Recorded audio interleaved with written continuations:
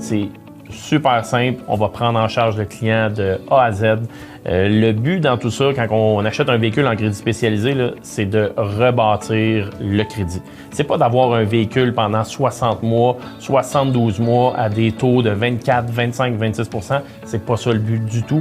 Notre département de crédit spécialisé, on travaille beaucoup avec notre département de renouvellement. Qu'est-ce qu'on fait? C'est on garde contact avec vous, le client, tout au long de vos 18 mois suivant la prise de possession. On veut savoir comment vous aimez votre véhicule, des petits trucs pour l'entretenir, des trucs pour vous rebâtir votre crédit autre qu'avec un prêt automobile entre-temps, pour que dans 18 mois, quand on vous recontacte, bien, le but, ça va être qu'on puisse vous revendre un véhicule, mais probablement un véhicule qui convient vraiment à vos besoins, qui était votre véhicule de rêve, à un taux qu'on appelle Prime, donc un taux en crédit régulier. Bien, c'est sûr que la cote de crédit, c'est un ensemble d'informations qui va permettre aux banques d'analyser si tu vas être en première ou en deuxième chance au crédit. Donc, c'est sûr que je peux pas... C'est sûr d'emblée, quelqu'un qui a un score de crédit de 700 et plus va être en crédit régulier, tout dépendamment s'il y a une faillite ou non. S'il y a une faillite non libérée, la faillite va rester au bureau de crédit pendant 6 ans, mais il y a certains créanciers en crédit régulier pour une voiture qui vont accepter un client en crédit régulier après 4 ans de libération de faillite.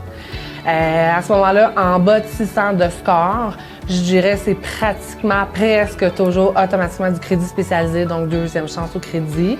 Entre 600 et 700 de score, là, il y a une analyse en détail qui a à être faite au niveau de l'Equifax. Donc, on doit voir est-ce qu'il y a faillite ou pas, est-ce qu'il y a eu des retards sur prêt auto, à quel âge ça a eu lieu, parce que un jeune qui commence avec des retards de 18-19 ans, c'est très mal vu parce qu'il a mal commencé dans le domaine du crédit. Fait qu'il y a plusieurs facteurs. Entre 600 et 700 de score, là, je dirais qu'il y a plusieurs facteurs à prendre en considération. On a les gens qui font faillite, qui font une première faillite, deuxième faillite, troisième faillite. Les gens qui ont des retards sur leur prêt auto actuel ou dans le passé. On a des gens qui ont des retards sur carte de crédit, des gens qui ont des prêts en recouvrement, des prêts d'argent. Les microprêts sur Internet, c'est beaucoup populaire. Faites un prêt sans enquête de crédit, l'argent va poser dans votre compte en 24 heures, mais ça, c'est assez facile à avoir, mais assez facile à pas payer aussi. Puis faire des dommages au Equifax.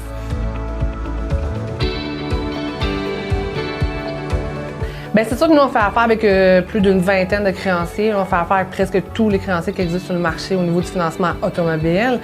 C'est sûr que notre taux d'approbation, sur notre site Internet, on affiche 99,9 %. Par contre, je dirais plus qu'on va trouver une solution à chacun de nos clients parce que c'est ça notre force chez Automobile en direct. Le client, il a deux options. Option 1, de payer la voiture avant le terme de financement. Tu peux payer quand tu veux la voiture. Si la voiture, par exemple, elle a 15 000 $, tu as le choix de payer les 15 000 $ et pas financer les 15 000 $ pendant des années. Option 2, nous, on a un département de renouvellement. Le job d'appeler nos clients après 1 an et demi. Pourquoi? Parce qu'à chaque 6 mois, ton bureau de crédit fait des rétablissements. Tu as bien payé pendant 6 mois. Deuxième 6 mois. Troisième, on est capable de négocier plus pour les clients après 1 an et demi. Alors lui, c'est un gars.